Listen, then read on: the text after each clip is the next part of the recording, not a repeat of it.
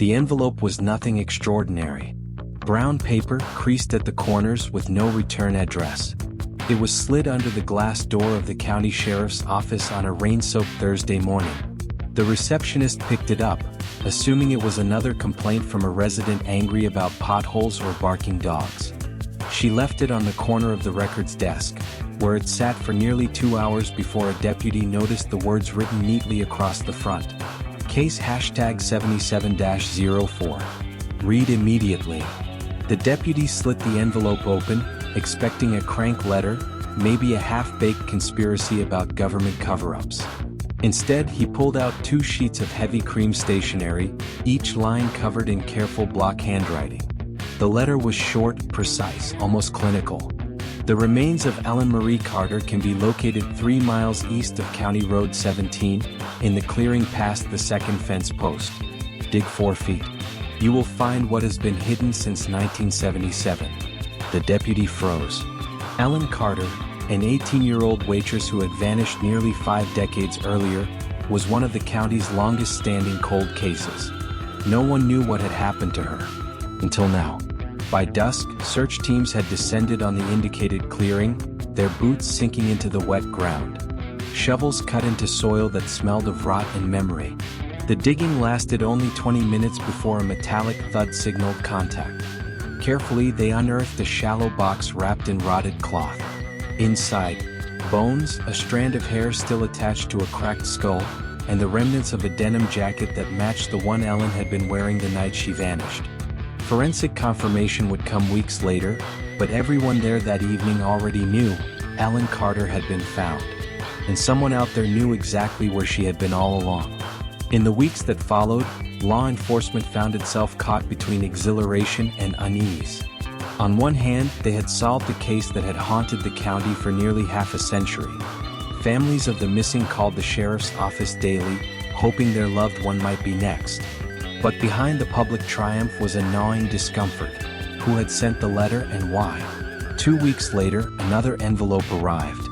Identical in size and tone. This one referenced case #82-19, the disappearance of a traveling salesman named George Lang. The letter mapped his last known route with chilling accuracy, down to the mile marker where his car had been abandoned. The sheriff's department followed the directions and uncovered skeletal remains in a drainage ditch, partially concealed by rusted sheet metal. The bones were curled as if in final defense, a wedding band still clinging to one finger. Now it was impossible to dismiss the letters as coincidence. Whoever was sending them had first-hand knowledge of crimes buried in time. The local paper began referring to the unknown correspondent as the ghost writer. For the families of the victims, the name carried a note of reverence. For detectives, it sounded more like a taunt. Behind the investigation was Detective Laura Myers, a 30-year veteran who had spent her career watching cold cases gather dust. She was not easily impressed, but the precision of these letters shook her. They weren't guesses or vague psychic ramblings like the department sometimes received. These were maps, blueprints, evidence that the writer had either been there, or worse, had done it. When the third letter arrived, pointing to the burial site of a teenage hitchhiker, Myers called in a profiler. "This person isn't just confessing," she explained. "They're curating. There's intent here, a reason they're unveiling these cases now." The profiler agreed. "Whoever your ghostwriter is, they're not seeking forgiveness. They're seeking immortality." The break came not through forensic brilliance but through sheer chance. A university janitor, while emptying trash bins in the history department late one night, noticed a crumpled draft of a letter in the wastebasket of Dr. Leonard Graves. The paper looked eerily familiar, cream stationery, the same neat block handwriting. The janitor, half curious and half suspicious, mentioned it to a campus security officer, who quietly alerted local police. Detective Myers soon found herself standing in the office of Dr. Graves, surrounded by towers of old books and meticulously cataloged file boxes. Graves was a small man, nearing 70, with neatly trimmed white hair and spectacles that magnified his watery blue eyes. He had taught history at the university for over 4 decades, specializing in archival studies. His reputation was one of brilliance and eccentricity. When asked about the draft letter, Graves smiled faintly. "I enjoy recreating history," he said. "Sometimes I write as if I were the witnesses of old crimes, to help my students imagine the past more vividly." It was an explanation that sounded reasonable enough, until a search warrant revealed far darker truths. Behind rows of academic texts lay file boxes labeled with dates: 1977, 1982, 1985, 1991. Inside were personal effects, hair combs, matchbooks, scraps of clothing, each tagged in catalog.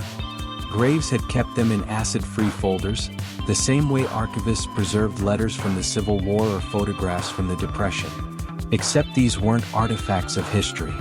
They were trophies.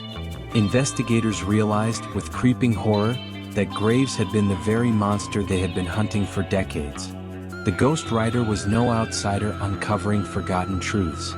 He was the perpetrator, slowly unsealing his own crimes like a curator unveiling a private collection. The shock spread through the university town like a toxic fog. Students who once sat in his lectures remembered his obsession with preserving truth. Colleagues recalled how he lingered in the archives late at night, alone. And when detectives asked him why he had begun revealing the crimes now, Graves simply adjusted his glasses and said, "Because history must be complete. What good is a hidden story? It deserves to be told." The courtroom was silent the day Dr. Leonard Graves first appeared, shackled at the wrists. He looked more librarian than killer, his tweed jacket hanging loose on his frail frame. Prosecutors laid out the evidence piece by piece. The letters, the artifacts, DNA recovered from beneath fingernails, matched to samples found in Graves' personal effects. His meticulous notes, each page chronicling the lives of the people he had ended as if they were chapters in a textbook. The defense attempted to paint him as a man slipping into dementia, unable to distinguish reality from his academic obsessions. But the letters destroyed that claim. They were not the work of a fading mind. They were the work of someone who had been planning, organizing, curating for decades. Family members of the victims sat in the gallery, their grief compounded by the knowledge that their loved one's killer had lived among them, teaching their children, sipping coffee in the same diners. The most chilling moment came when prosecutors displayed Graves' legacy binder, a leather-bound volume in which he had begun writing what appeared to be a manuscript, the complete record of my work.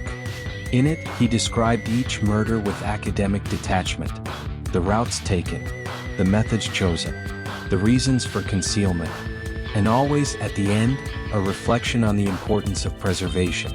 As if murder was not a crime, but an act of curation. The jury deliberated for less than 4 hours. Guilty on all counts. Life imprisonment without the possibility of parole. Yet, even in defeat, Graves seemed almost satisfied. As he was led away, he turned to the court and said softly, almost reverently, "You'll remember me now." Dr. Leonard Graves died in prison 3 years later. His body was cremated, his ashes unclaimed. But his work did not die with him. The boxes of artifacts were transferred to the state evidence facility, sealed away from public view. Yet rumors persisted that some of his manuscripts, his unfinished chronicle of murder, remained hidden in the university archives, slipped between folders of Civil War letters and frontier diaries. Students whispered about it late at night, imagining Graves' thin hands placing one last file where no one would think to look. Detective Laura Myers, now retired, often found herself replaying the case in her mind. She had brought closure to families, yes.